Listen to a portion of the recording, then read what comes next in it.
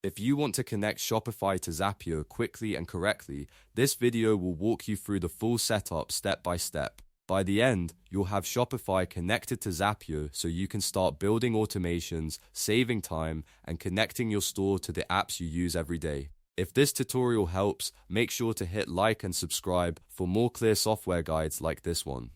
First, go to Zapier in your browser and sign in to your account. Once you're on the Zapier dashboard, look for App Connections. This is where Zapier manages the apps linked to your account, and it's the right place to begin connecting Shopify. Next, click on Create Connection. This opens the App Connection setup screen where you can add a new service to Zapier. In the search bar, type Shopify. Zapier will filter the available apps and show Shopify in the results. Click on Shopify to open the connection options. After that, click Add Connection. This tells Zapier that you want to link a new Shopify store to your account. At this point, Zapier will ask for your Shopify store information so it can finish the connection.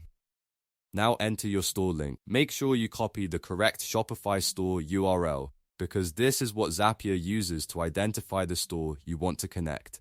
After you paste the link in, click Connect.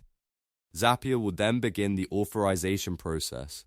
Depending on your account and store settings, you may be asked to sign in to Shopify and approve access.